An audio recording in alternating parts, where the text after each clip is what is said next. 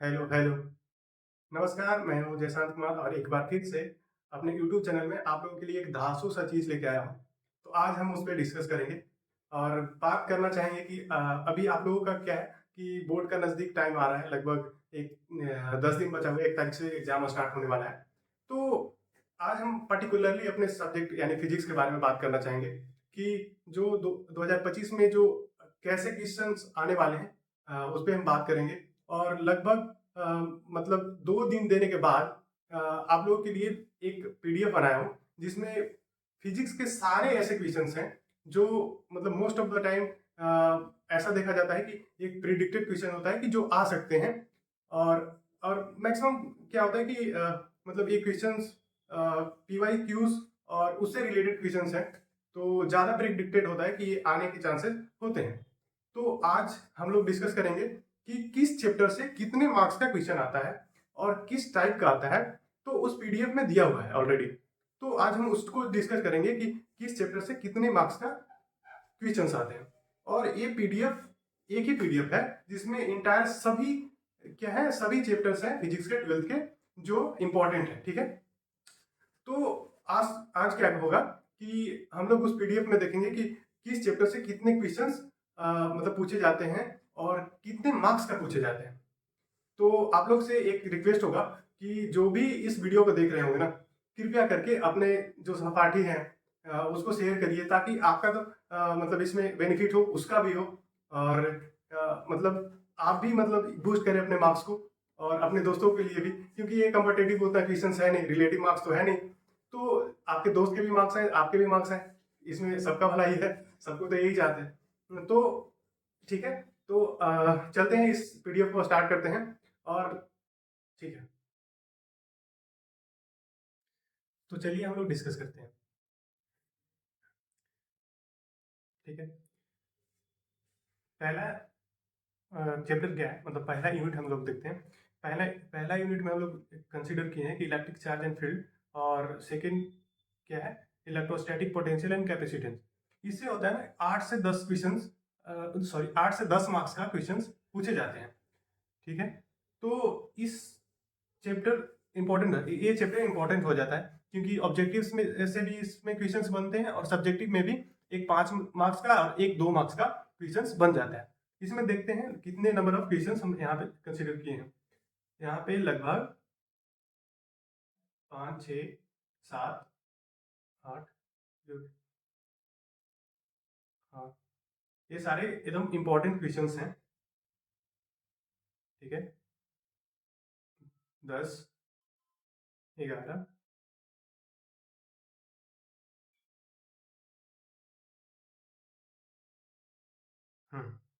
लगभग 14 क्वेश्चंस जो कि इंपॉर्टेंट हैं, जो कि 2 मार्क्स और 5 मार्क्स में बहुत ज़्यादा ही पूछा जाता है। 5 मार्क्स में तो एक कन्फर्म है इससे, और 2 मार्क्स का एक कन्फर्म है। ठीक है, तो 5 तो 7 मार्क्स का तो इजीली आ जाता है और एक 2 नंबर का ऑब्जेक्टिव आता है। तो ये चैप्टर बहुत ज़्यादा इंपॉर्टेंट आप लोग के लिए हो जाता है। ठीक है, और एक चीज़ और बताना चाहूँगा कि ये जो पीडीएफ है ना, आपको पीडीएफ फॉर्म में टेलीग्राम चैनल पे अपने जो इस वीडियो के लिंक में होगा ना, वो प्रोवाइड कर दिया जाएगा। तो पहला चैप्टर हम लोग देख लें, पहला यूनिट देख लें। पहला यूनिट में 2 चैप्टर कंसीडर किए हैं। पूरा इलेक्ट्रोस्टैट हम कवर कर लिए हैं। ठीक है, इसमें 14-15 क्वेश्चंस हैं, ज़्यादा नहीं है। ठीक है, अब आगे चलते हैं दूसरे यूनिट में। ये तो पहला यूनिट था ना। हाँ बिल्कुल। हाँ, दूसरा यूनिट में हम कंसीडर किए हैं करंट इलेक्ट्रिसिटी, जिसमें से 5 से 7 मार्क्स का क्वेश्चंस आता है और इससे 2 नंबर का क्वेश्चंस ज्यादा आता है और ऑब्जेक्टिव क्वेश्चंस ज्यादा बनते हैं इससे।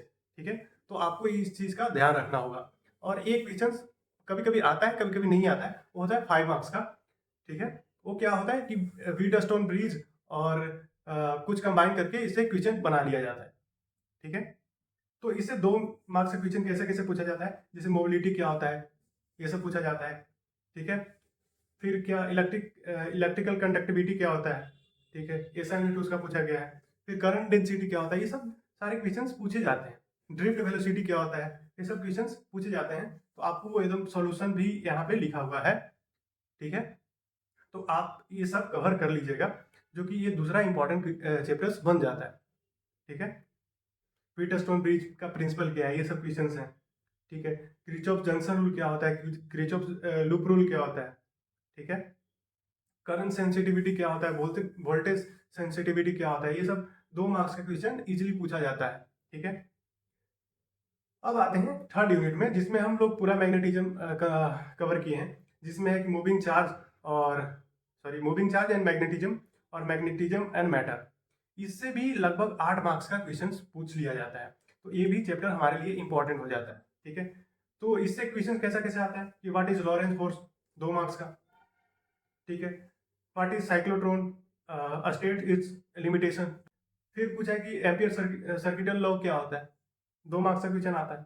ठीक है, जायरोमेट्रिक रेशियो क्या होता है, सॉरी जायरोमैग्नेटिक रेशियो। ठीक है, I am correcting my self.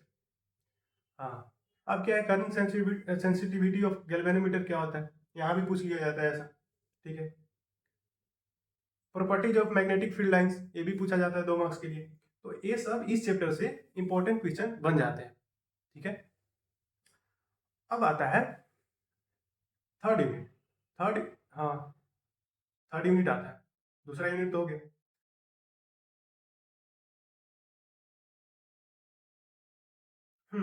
इसमें जो सेकेंड यूनिट है, जिसमें मैग्नेटिज्म पूरा कवर किया हुआ है, इससे भी 5 नंबर का क्वेश्चन पूछा जाता है, एक तो जरूर पूछा जाता है। ठीक है, तो एक चीज ध्यान में रखना है, और इसमें दिया हुआ है 5 मार्क्स का जो क्वेश्चन है, जो इंपॉर्टेंट क्वेश्चन है इसमें इंक्लूड किया गया है, तो आपको ध्यान से इसको कवर कर लेना है। ठीक है, हाँ, इसमें क्या पूछा जाता है, 5 5 मार्क्स का पिछली बार ही आया था कि what is paramagnetic, what is properties of diamagnetic, paramagnetic and ferromagnetic materials. तो ये प्रॉपर्टी हम यहाँ पे लिख दिए हैं, प्रॉपर्टी तीनों का। ठीक है, और उसका एक्सटर्नल इलेक्ट्रिक फील्ड में बिहेवियर कैसा होता है वो भी हम यहाँ पे इंक्लूड कर लिए हैं। ठीक है, अब यूनिट 4 में आता है इलेक्ट्रोमैग्नेटिक इंडक्शन और अल्टरनेटिंग करंट। ठीक है, ये है यहाँ पे। तो इससे भी लगभग 8 मार्क्स का क्वेश्चन पूछ लिया जाता है, ऑब्जेक्टिव और 2 मार्क्स और 5 मार्क्स का कंसीडर करके। इसमें क्या आता है कि 2 मार्क्स में जैसे कि सेल्फ इंडक्टेंस ऑफ कोइल, ऐसा यूनिट भी पूछ लिया जाता है। ठीक है, फिर स्टेट द लेंज लो क्या होता है ये पूछ लिया जाता है। Faraday's laws of electromagnetic induction क्या होता है ये भी पूछ लिया जाता है। और पिछले बार ही लगभग आया था कि name any two application where eddy current are use to advantage, मतलब कि एडवांटेज में ईडी करंट कहाँ कहाँ यूज हुआ होता है, ये चीज 2 एप्लीकेशन बताना है। तो यहाँ पे हम लोग 4 लिख लिए हैं, इसमें से 2 आप किसी भी को भी लिख सकते हैं। ठीक है जी, और 5 मार्क्स का क्वेश्चन यहाँ पे पूछ लिया जाता है इस टाइप का, जिसमें क्या दिया हुआ है, एनर्जी जो कि W half L I square है, हाफ यहाँ पे हाफ एल, ओहो क्या हो रहा है, क्या हो गया, हम्म, क्या है, हाफ एल आई स्क्वायर है। ठीक है, ये चीज हाफ एल आई स्क्वायर लिखा हुआ है, तो इसका भी सॉल्यूशन ऐसे दिया हुआ है। ठीक है, सेल्फ इंडक्टेंस का ऐसा यूनिट है, उसको डिफाइन करना है, ये सब क्वेश्चंस इस चैप्टर में पूछ लिया जाता है। ठीक है,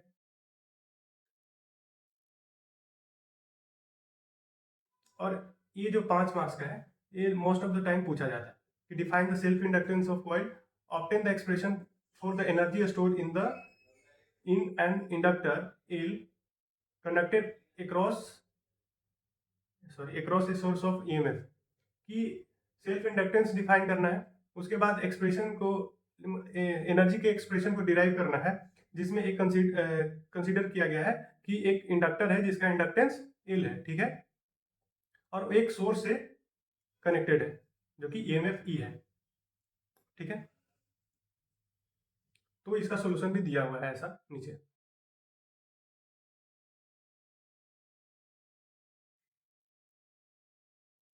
फिर 2 मार्क्स का कैपेसिटिव रिएक्टेंस क्या होता है, ये सब सारे क्वेश्चन यहाँ पे दिया हुआ है। अब आगे चलते हैं फिफ्थ यूनिट में,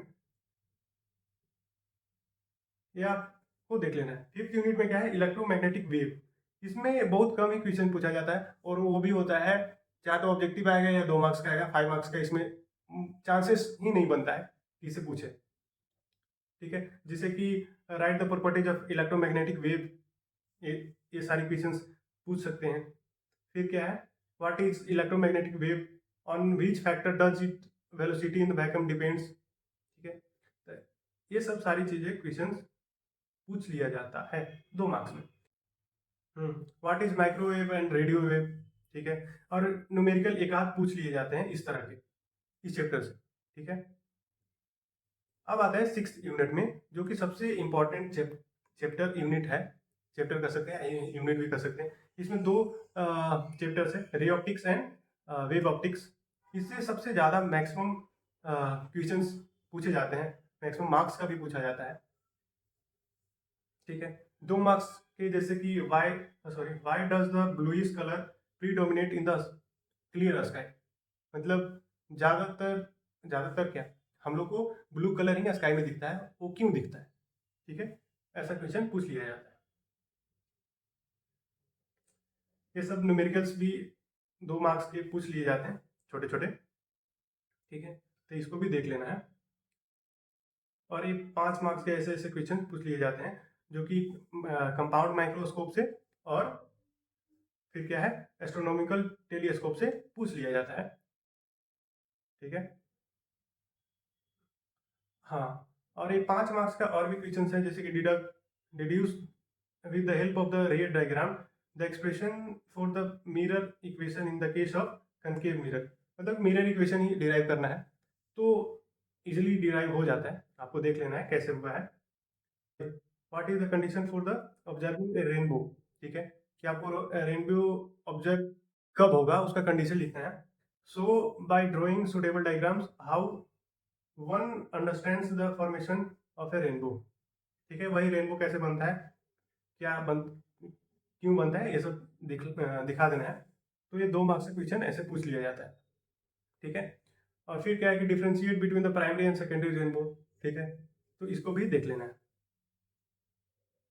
हम्म फिर क्या है, 5 मार्क्स का क्वेश्चन ये पूछ लिया जाता है, जो कि इंपॉर्टेंट होता है मैक्सिमम टाइम। ये डेल्टा मिनिमम, मतलब कि मिनिमम डेविएशन कब होता है। ठीक है, refractive index, relative refractive index कैसे कैलकुलेट करते हैं, जब वो किसी प्रिज्म से कोई रे पास करता है, तो प्रिज्म का रिलेटिव रिफ्रैक्टिव इंडेक्स कैसे कैलकुलेट करते हैं विथ रिस्पेक्ट टू सराउंडिंग। ठीक है, तो यहाँ पे डेरिवेशन है, तो इसको भी देख लीजिएगा। फिर यहाँ क्या है, डेल्टा मिनिमम का भी फार्मूला दिया हुआ है। ये डेल्टा मिनिमम है, मतलब कि मिनिमम डेविएशन। हाँ, और लेंस मेकर फार्मूला, जो कि मैक्सिमम चांस होता है कि ये आने का मैक्सिमम चांस होता है। तो आपको एनसीईआरटी या कहीं से नेट से आपको देख लेना है कि लेंस मेकर फार्मूला कैसे डिराइव होता है और क्या होता है। ठीक है, ये पिछले बार भी शायद आया हुआ था।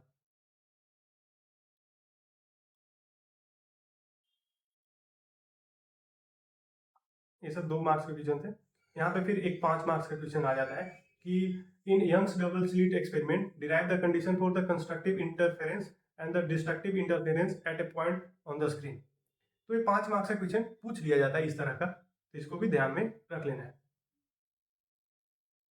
ठीक है, अब आते हैं यूनिट 7 में, जो कि dual nature of radiation and matter है। ठीक है, जो कि कम मार्क्स का आता है, लेकिन इसमें ऑब्जेक्टिव ज़्यादा पूछे जाते हैं और 2 मार्क्स का एक आध पूछ लिया जाता है। ठीक है, तो इसमें किस तरह का क्वेश्चन बनता है कि the maximum kinetic energy of A photo electron is इतना, तो what is its stopping potential. तो ये न्यूमेरिकल बेस्ड क्वेश्चंस होते हैं, जो कि इसका सॉल्यूशन ऐसे दिया हुआ है, तो आपको गो थ्रू कर लेना है इसको।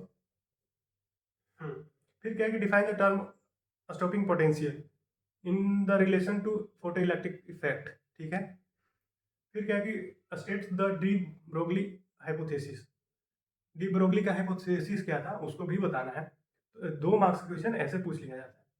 ठीक है, why is photo electric emission not possible at all frequency.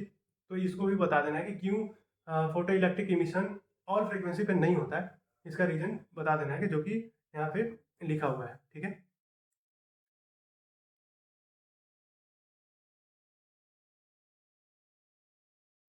हाँ, फिर आता है कि right the properties of alpha rays. और right the property of beta rays, तो ये सब देख लेना है आपको। अब यूनिट 8 में आते हैं। यूनिट 8 में है एटम्स एंड न्यूक्लियाई, जो कि इससे अच्छा सा क्वेश्चन बन जाता है, 5 से 6 मार्क्स का क्वेश्चन बन जाता है। इसमें जनरली ऑब्जेक्टिव्स और 2 मार्क्स का क्वेश्चन बनता है। जैसे कि define ionisation energy, what is its value for a hydrogen atom. ठीक है, फिर न्यूमेरिकल ऐसा क्वेश्चंस बन जाते हैं। हाँ, और एक यहाँ पे है, इधर ये, हाँ, कि ये जो न्यूमेरिकल है ना, मैक्सिमम टाइम पूछ लिया जाता है कि two nuclei have mass number in in the ratio of 1:8, what is the ratio of their nuclear radii. ठीक है, तो ये सारे क्वेश्चंस पूछ लिए जाते हैं। Define the activity of A given radio active substance और राइट इट्स एसआई यूनिट। तो इसका एसआई यूनिट क्या होता है, बीक्यू होता है, तो आपको ये ध्यान में रखना है। ठीक है, 5 मार्क्स में भी एक क्वेश्चन पूछ लिया जाता है यहाँ से कि derive the expression for the average life of radionuclide, give its relationship with the half life, establish disintegration formula n equal to n nought e के power minus of lambda t for the radioactive substance. तो यहाँ से 5 marks का question बनने का probability ज़्यादा हो जाता है। ठीक है, तो इसको डेरिवेशन को देख लेना है एक बार। ठीक है, अब आते हैं यूनिट 9 में, जो कि अच्छा खासा मार्क्स का क्वेश्चन बन जाता है, 7 मार्क्स का आसपास। ठीक है, जैसे कि पहला क्वेश्चन क्या है कि state the reason why gallium and arsenic is most commonly use in the making of solar cell. ठीक है, दूसरा क्वेश्चन है कि why should a photodiode be operated at the reverse bias. What is the difference between N type and P type intrinsic semiconductor. ठीक है, और what is the function of a photodiode. ये सब सारी चीजें आपको 2 मार्क्स में पूछ लिया जाता है। फिर क्या है कि distinguish between the intrinsic and extrinsic semiconductor. ये सब 2 मार्क्स के क्वेश्चन है। अब यहाँ पे 5 मार्क्स का क्वेश्चन पूछ लिया जाता है, जैसे कि draw a level diagram of full wave rectifier circuit, states it's working principle, show the input and output wave forms. तो ये 5 नंबर का क्वेश्चन पूछ लिया जाता है यहाँ से, और ये इंपॉर्टेंट क्वेश्चन है, जो कि मैक्सिमम चांस है कि इससे क्वेश्चन पूछा जाएगा इससे।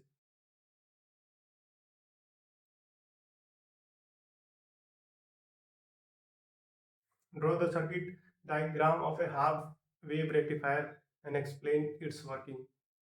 अरे कॉपी 2 बार कॉपी हो गया क्या? नहीं नहीं, ठीक है। What are alpha and beta parameter of resistor, obtain a relation between them. तो ये तो 2 मार्क्स का हर बार ही ऐसा क्वेश्चन पूछ लिया जाता है। What is LED, write down it's one application. ठीक है, एलईडी क्या होता है उसका और एप्लीकेशन भी बताना है। तो ये 2 मार्क्स का क्वेश्चन पूछ लिया जाता है यहाँ से। अब लास्ट यूनिट आते हैं कम्युनिकेशन सिस्टम, जिससे कि अच्छा खासा 2 मार्क्स और ऑब्जेक्टिव क्वेश्चन बन जाते हैं यहाँ से। यहाँ से कैसा क्वेश्चन बनता है कि what is the sky wave propagation. ठीक है, तो स्काई वेव क्या होता है उसको बताना है। What is the space wave propagation. तो ये सब 2 मार्क्स का क्वेश्चन पूछा जाता है।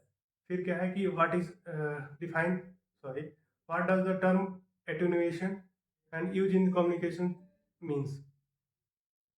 एटेन्युएशन क्या है और कम्युनिकेशन सिस्टम में क्या मतलब रखता है। ठीक है, what is the function of the transducer use in the communication system.